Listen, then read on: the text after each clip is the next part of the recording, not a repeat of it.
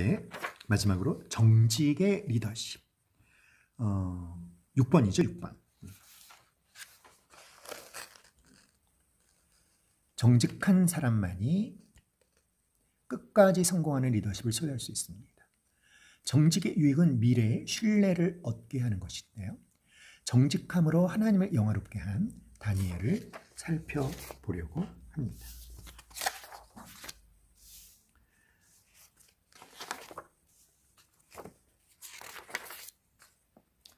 자, 먼저 정직 속에 담겨 있는 축복은 무엇일까요?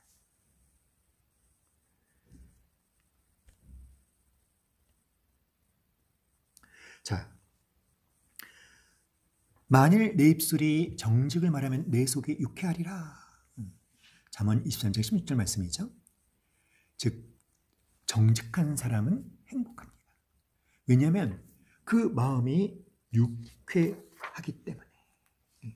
마음이 유쾌하면 환경이 좀 힘들어도 이겨낼 수 있죠. 근데 잠언에서 어떤 사람이 유쾌하다? 뭘 말할 때 유쾌하다? 정직을 말할 때. 그래서 정직한 삶은, 정직한 성품은 또한 뭐다? 행복한 삶의 비결이라는 거죠. 자, 시편 24편 4절로 5절 다 같이 시작. 곧 손이 깨끗하며 마음이 청결하며 뜻을 허탄한 데 두지 아니하며 거짓 맹세치 아니하는 자로다. 저는 여호와께 복을 받고 구원의 하나님께 의를 얻으리니. 자, 정직한 사람은요, 하나님께서 무엇을 주신다? 복을 주신다, 이렇게 말하고 있어요. 저는 여호와께 복을 받고, 저가 누굽니까? 손이 깨끗하며 마음이 청결하며 거짓 맹세치 아니하는 정직한 사람에게 하나님이 무엇을 주신다? 복을 주신다. 정직한 사람은 하나님이 주시는 복을 받을 수가 있습니다. 자, 요한 1서 3장 21절 22절 읽어볼까요? 시작. 사랑하는 자들아, 만일 우리 마음이 우리를 책망할 것이 없으면 하나님 앞에서 담대함을 얻고 무엇이든지 구하는 바를 그에게 받나니 이는 우리가 그의 계명들을 지키고 그 앞에서 기뻐하시는 것을 행함이라. 우리 마음이 우리를 책망할 것이 없으면 하나님 앞에서 담대함을 얻고 구하는 바를 받는다. 우리 마음이 우리 스스로에게 책망할 것이 없다는 게 무슨 말이에요? 정직하니까. 그렇죠? 책망할 게 없으면 어떤 축복이 있습니까? 하나님 앞에 담대해질 수 있다는 거죠. 그래서 내가 기도한 것에 대해서 하나님이 응답하심에 대한 확신을 가질 수 있게 만드는 성품이 바로 무엇이다? 정직한 성품이라는 거예요. 정직하면 하나님 앞에 담대해지고 기도 응답에 대한 확신을 갖게 해준다는 것이죠. 정직 속에 담긴 축복, 마지막으로 정직한 자에게는 흑암 중에 빛이 일어나나니 그는 어질고 자비롭고 의로운 자로다. 정직한 자에게는요, 흑암 중에 빛이 일어나는 것을 경험하게 됩니다. 바로 온전히 정직한 삶을 살아서 흑암 중에도 빛이 일어나는 경험을 한 바로 그 다니엘을 우리가 볼 것입니다. 자, 그러면 정직이란 무엇입니까?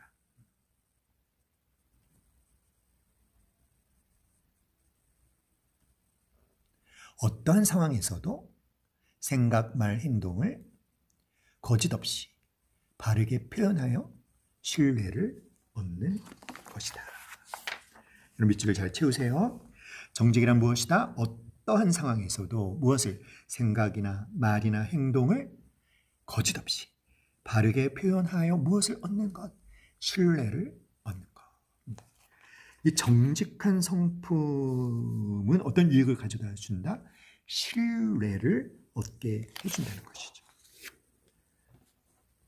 자, 다니엘서 6장 1절로 4절을 읽고 다니엘에 대해서 알게 되는 사실을 말해 봅시다. 함께 읽어볼까요?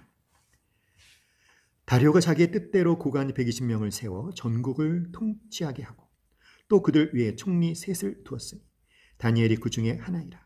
이는 고관들로 총리에게 자기의 직무를 보고하게 하여 왕에게 손해가 없게 하려 함이었더라. 다니엘은 마음이 민첩하여 총리들과 고관들 위에 뛰어나므로 왕이 그를 세워 전국을 다스리게 하고자 한지라. 이에 총리들과 고관들이 국사에 대하여 다니엘을 고발할 근거를 찾고자 하였으나 아무 근거, 아무 허물도 찾지 못하였으니 이는 그가 충성되어 아무 그릇됨도 없고 아무 허물도 없음이었더라. 자, 다니엘은 참으로 대단한 사람이죠. 총리들과 방백들이 그에게서 허물을 찾고 그를 모함하기 위해서 뒷조사를 했지만 어떻게 기록하고 있습니까? 아무 틈이나 허물을 발견하지 못했어요. 그러니까 그가 자신의 일을 처리함에 있어서 정직한 일 처리를 했다는 것입니다. 어떤 추호에 숨기는 것이나 거짓된 것이 없었다는 것이죠. 자, 이렇게 정직했던 다니엘이 6장에서 흑암이 임하는 것을 경험하게 되죠. 여러분, 우리 다니엘서 우리 6장을 한번 살펴볼까요?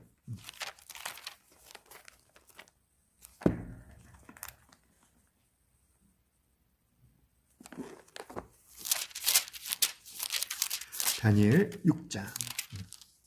어떤 흑암이 그에게 임했습니까? 자,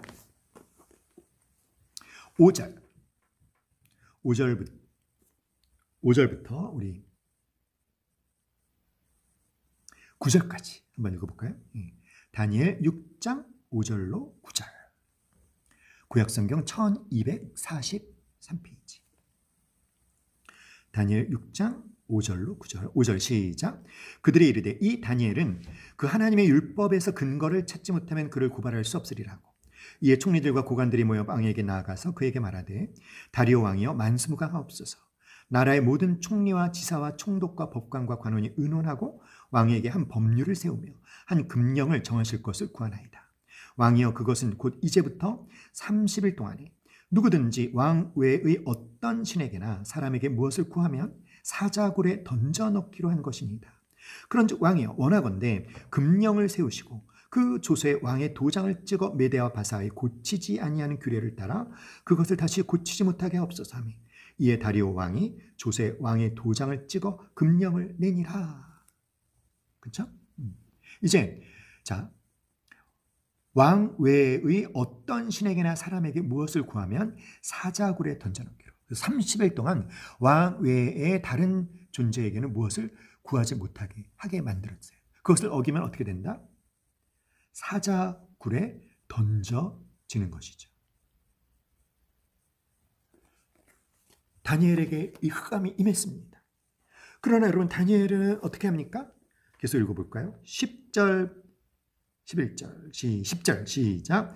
다니엘이 이 조세 왕의 도장이 찍힌 것을 알고도 자기 집에 돌아가서는 윗방에 올라가 예루살렘으로 향한 창문을 열고 전에 하던 대로 하루 3번씩 무릎을 꿇고 기도하며 그의 하나님께 감사하였더라. 다니엘은요, 참으로 정직한 사람입니다. 무엇에 정직한 사람입니까? 나는 누구인가? 나는 여호와 하나님을 믿는 사람이다. 나는 누구인가? 나는 그 여호와 하나님께 예배하는 사람이다. 나는 그 여호와 하나님께 기도하는 사람이다. 자기 자신이 누구인가에 대해서도 정직했어요. 그 자신의 정체성대로 살게 되면 사자굴에 던져지는 흑암이 임했으나 그는 거짓을 범치 않고 오히려 창문을 열어놓고 평소에 하던 대로 예루살렘을 향하여 하루 3번 기도하는데 그것도 감사 기도를 했다고 합니다. 자, 이렇게 정직하게 산 다니엘에게 흑암이 임했으나 그러나 흑암 중에 빛이 임하죠. 사자굴에 사자밥이 되지 않죠. 하나님이 그와 함께 하셔서 사자 입에서 건져주셨죠. 그리고는 어떻게 되었습니까? 다니엘 6장 28절 다 같이 시작. 이 다니엘이 다리오 왕의 시대와 바사 사람 고레스 왕의 시대에 형통하였더라. 자, 사자굴에 던져진 다니엘을 보호하기 위해서 하나님이 천사를 보내주셨을 뿐만 아니라 그를 더욱 형통하게 하셨습니다. 이것이 흑암 중에 빛이 임하는 거예요. 정직한 자에게 흑암 중에 빛이 일어나게 하십니다. 아멘. 자, 사도행전 5장 1절로 11절을 읽고 아나니아와 삽비라를 통해 얻은 교훈은 무엇인지 살펴봅시다. 아나니아와 삽비라.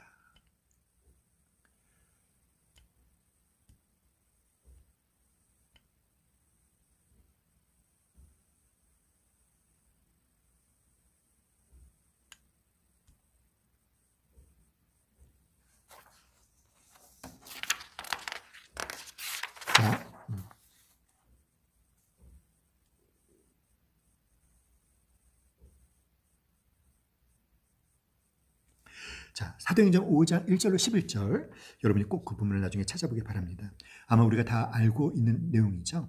이 아나니아와 삽비라는요, 자신의 재산의 일부를 바쳐놓고는 전부를 바쳤다 이렇게 얘기했어요. 자, 그것은 하나님께 바쳐진 것을 일부 자신이 가진 것이니까 횡령죄, 착복, 공금 횡령죄에 해당한다고 볼 수 있겠죠. 그러나 이 아나니아와 삽비라가 죽임을 당하는 심판을 받은 원인은 공금 횡령죄에 있는 것이 아니라 무엇입니까? 그렇게 횡령해놓고 안 했다라고 뭐한 것, 거짓말한 것, 정직하지 못한 것에 대해서 하나님은 죽음으로 심판하셨습니다. 자, 하나님의 이름을 거룩하게 한다는 것은 하나님을 하나님으로 대접하는 것입니다. 하나님은 우리의 모든 것을 다 아시기 때문에 하나님을 속이지 않는 것이 하나님을 대접하는 거다라고 파스칼이 말했죠. 자, 그러나 이 본문 속의 아나니아와 삽비라는요, 하나님을 하나님으로 대접하지 않았어요. 하나님을 속였습니다.